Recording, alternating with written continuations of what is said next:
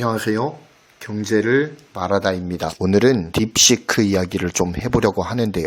딥시크는 중국의 인공지능 스타트업으로 미국의 갖은 규제에도 불구하고 엄청난 성능을 자랑하는 생성형 AI 모델인 R1을 공개했습니다.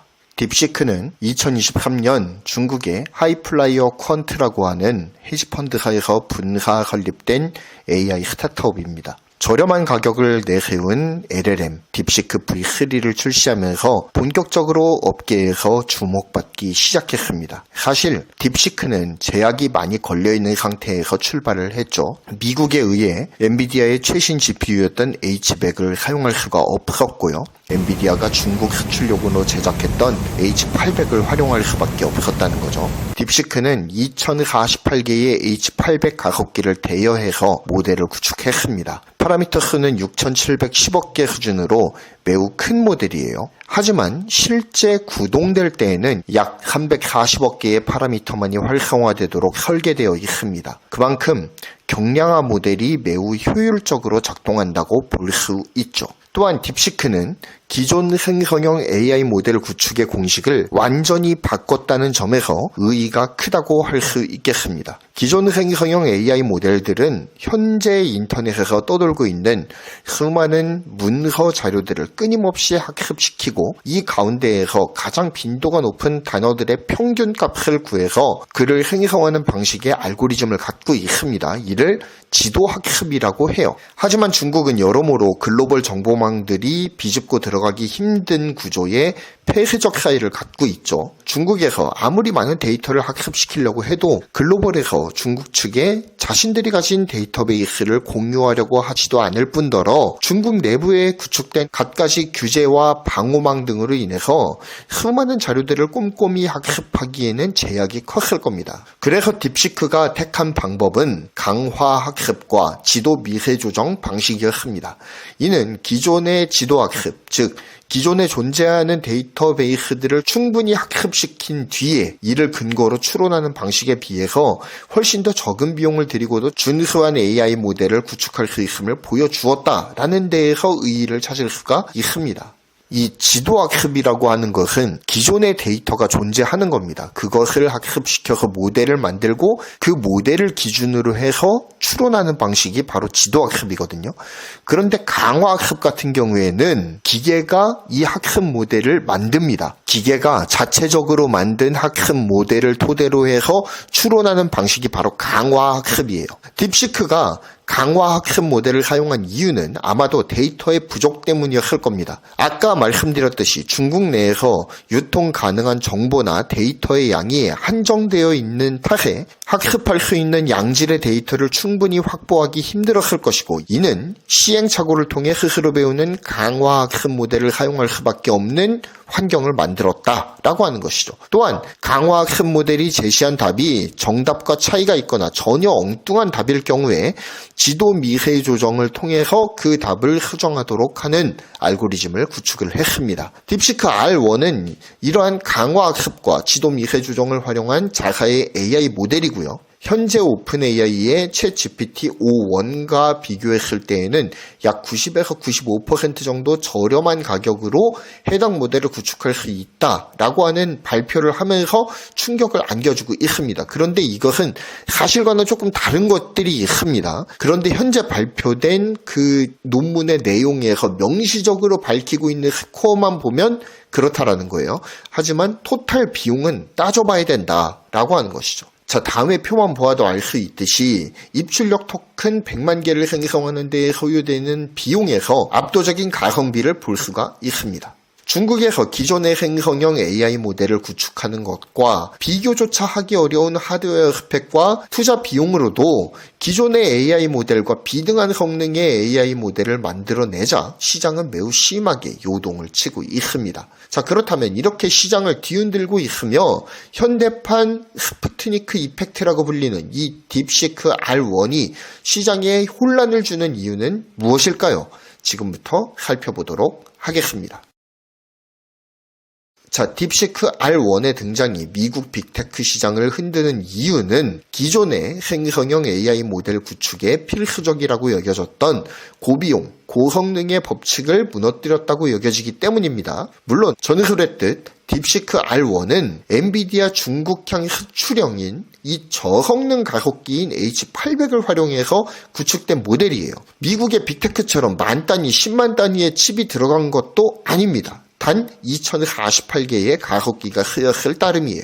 그럼에도 딥시크 R1의 성능은 GPT-5.1과 거의 동일하거나 근소하게 앞서기까지 합니다. 이게 몇 가지 벤치마크 테스트를 돌려본 결과값을 그래프로 표현한 것인데, 물론 이 해당 벤치마크 테스트 결과가 모델 전체의 성능을 완벽하게 대변해준다라고 보지는 않습니다. 모든 벤치마크 테스트가 그래요. 하지만 이제까지 중국의 AI 굴기를 규제를 통해 찍어 누르고 있었던 미국 입장에서는 이렇게 규제 폭탄을 쏟아부었음에도 불구하고 중국이 고성능 생성형 AI를 저렴한 가격에 구축할 수 있는 이 우회 루트를 만들었다라고 하는 것이 매우 충격으로 다가왔던 것이죠. 또한 딥시크의 출현은 생성형 AI 모델을 구축하고자 하지만 데이터 센터 구축 비용이 부담되어서 섣불리 사업에 나서지 못하고 있었던 중소기업이나 스타트업들에게 좋은 자극제가 되었을 겁니다. 강력한 하드웨어 투자 출혈 경쟁이 아니라고 하더라도 소프트웨어 알고리즘 최적화를 통해 준수한 생성형 AI 모델을 구축할 수 있다라고 하는 사실을 딥시크를 통해 봤기 때문이에요. 이들의 경우 애시당초 엔비디아 가속기의 주된 고객은 아니었죠. 그렇기 때문에 딥시크 R1의 출현에 주된 수혜자들은 되겠지만 엔비디아의 시장 지배력을 흔들 만큼의 파워를 가진 집단은 아닐 겁니다. 문제는 이제까지 값비싼 엔비디아 GPU를 울며 겨자먹기로 출혈 경쟁을 하면서까지 사들였던 빅테크들에게 있어요. 만약 빅테크들이 딥시크 R1의 사례를 보고 너도 나도 경량화된 소프트웨어 알고리즘에 기초한 이 가성비 AI 모델 구축으로 선회를 하게 된다면 엔비디아 영향력이 줄어들지 않겠느냐, 독점이 깨지지 않겠느냐, 혹은 더 이상의 폭발적인 성장은 어렵지 않겠느냐라고 하는 회의론에 휩싸이게 된 것이죠. 그래서 두 번째로 살펴보아야 할 것은 이젠 엔비디아 가속기 없어도 되는 거 아니냐라고 하는 엔비디아 회의론이 제기되기 시작했다라는 겁니다. 엔비디아의 저하향 가속기인 H800을 쓰고도 기존 AI 모델들과 비등한 성능을 보이는 이 딥시크 R1의 등장은 기업들의 하드웨어 투자에도 새로운 자극제가 될 것으로 보입니다. 비교적 저렴한 가속기를 쓰더라도 소프트웨어 알고리즘만 효율적으로 구축할 수 있다면 충분히 성능을 상쇄할 수 있다라고 하는 것이 이 딥시크 R1을 통해서 증명이 되었기 때문에 앞서 설명드린 것처럼 빅테크들을 중심으로 모델 경량화 그리고 투자 규모 축소의 가능성이 제기가 되고 있습니다. 그런데 이거는 지금 막 제기되는 문제는 아니기도 해요. 그냥 트렌드로 좀 더 가벼운 모델을 만들어 보자라고 하는 논의가 항상 있어 왔고 가벼운 모델들이 지금도 출시가 되고 있습니다. 그런데 문제는 이게 주류가 되어버리면 엔비디아 영향력이 줄어들지 않겠느냐라는 우려를 하게 되는 거죠. 굳이 엔비디아의 정말 값비싼 6만 7만 달러 하는 블랙열 GPU를 구입하지 않는다고 하더라도 전 세대인 H100을 사용할 수도 있고 심지어는 더 전 세대인 A100이나 심지어는 중국향 가속기인 H800에도 빅테크들이 마침내 눈길을 줄 수가 있겠다라는 계산을 할 수도 있겠죠. 거기서 더 넘어가서 경쟁사인 AMD의 라데온 가속기도 대안으로 제시될 수가 있거든요. 엔비디아 가속기보다 훨씬 가격이 낮기 때문입니다. 자금 여력이 큰 빅테크들이 테스토렌트나 리벨리온, 퓨리오사 AI 등등 NPU 가속기를 사용할 일은 많지는 않겠죠. 하지만 엔비디아 가속기 구입을 고민하고 있었던 중견기업들이라면 어떨까요? 확실히 선회할 가능성이 훨씬 더 높아질 겁니다. 중견기업들의 경우 충분히 NPU 시장을 고려할 수도 있겠죠. 만약에 딥시크 R1처럼 알고리즘 최적화만 제대로 해낸다라고 한다면 하드웨어 구축 비용이 획기적으로 낮아질 수도 있겠다라고 하는 희망을 품기에는 충분했다라고 보이는 것이죠. 그리고 마지막 세 번째는 미국의 중국 규제가 사실상 아무런 소용이 없는 정치 쇼에 불과했던 것 아니냐라고 하는 의견이 제시되고 있는 겁니다. 이건 이전부터 나오던 이야기이긴 했습니다. 아마도 가장 의구심을 들게 만드는 부분이 바로 이 부분이 아닐까 싶어요. 중국은 지난 2018년 트럼프 대통령 일기 시절 때부터 규제의 문매를 끊임없이 맞아왔습니다. 바이든 대통령이 취임한 이후에 규제 강도가 조금 약해지지 않을까라고 살짝 기대를 하기도 했지만 취임 초기부터 바이든 대통령 또한 트럼프 대통령의 대중 압박 기조를 강하게 계승을 하면서 압박 수위를 오히려 훨씬 더 많이 높였죠. 그런데 그렇게 촘촘하게 압박 강도를 강하게 했음에도 불구하고 여러 균열들이 발견되고 있습니다. 먼저 미국은 자국 기업을 포함해서 세계의 첨단 반도체를 만드는 데에 필요한 장비를 공급하는 장비 공급사들에게 중국으로 10나노 이하 첨단 공정 반도체를 제조하는 데에 필요한 장비들을 수출하지 못하도록 막습니다. 그럼에도 불구하고 중국 최대 파운드리사인 SMIC는 EUV 전 단계인 레거시 공정에서 사용되는 광원인 이 DUV를 사용하는 노광 장비를 활용을 해서 멀티 패터닝을 통해 7나노 구현에 성공을 합니다. 미국의 규제를 비집고 이뤄낸 중국 입장에서 보면 쾌거였어요. 물론 쓰레기 같은 효율 때문에 수익은 나지 않는 상황이라고 합니다. 하지만 일단 만들기 시작했다라고 하는 것은 효율을 높일 수 있는 충분한 가능성을 보여줬다라고 하는 것이고 이것이 미국 사회에 큰 충격을 주는 데에 충분했다라고 하는 것이죠. 또한 최근 중국의 CXMT 있지 않습니까? 한국의 삼성, SK하이닉스, 미국의 마이크론이 장악하고 있었던 D램 시장에 호기롭게 도전장을 내밉니다. 최근 중국 정부의 비호 아래에 엄청난 캐파 증설로 인해서 CXMT의 생산 능력은 이제 마이크론에 필적할 수준으로 올라섰습니다. 이들은 이제 D램 3강에 들어서기 위해서 엄청난 치킨 게임을 발생시키고 있습니다. 지금 범용 D램 가격이 계속 낮아지잖아요. 그러면서 삼성전자에 엄청난 부담감으로 작용을 하고 있는데 이것이 당분간 계속될 가능성이 매우 높다라고 하는 것입니다. 특히 미국의 규제는 AI 반도체에서도 극심했다라고 볼 수가 있는데요. 미국은 엔비디아가 자국 기업임에도 불구하고 그들에게 타격을 줘가면서까지 중국으로 최첨단 가속기를 판매할 때에는 미국의 허가를 받아라 라고 하는 규제안을 만듭니다. 그런데 이게 말이 허가지 결국에는 수출해주지 않겠다라고 하는 것입니다. 그래서 엔비디아는 눈물을 머금고 저가형 가속기인 H800을 만들었던 거죠. 그런데 이렇게까지 촘촘한 규제망을 뚫는 이 우회 루트를 만들어서 빠져나가다 못해 이제는 서방의 형님인 이 미국을 위협하는 수준까지 올라가 버리게까지 하니까 미국의 규제가 실상 중국을 활용한 표장사가 아니었냐, 그냥 정치쇼에 불과한 것이 아니었냐라고 하는 이야기가 나올 수밖에 없는 상황이 된 겁니다. 자, 그럼 마지막으로 과연 딥시크가 미국 빅테크들에게 위협이 될까요? 한 가지 강력한 대안을 제시하는 데에 성공했음은 부인할 수 없는 사실입니다. 꽤 훌륭한 AI 모델을 만들어냈어요. 준수한 성능을 발휘하면서도 저비용으로 모델 구축이 가능한 이 생성형 AI 툴을 제시했다라고 하는 것만으로도 충분히 시장에 충격을 줄 만한 이슈임에는 분명합니다. 하지만 저는 딥시크 R1이 과연 엔비디아의 아성을 허물 수 있을 것인가에 대해서는 회의적입니다. 이 딥시크 R1이 발표되고 난 다음에 한 연 3일 동안 계속 엔비디아가 떨어졌단 말이에요.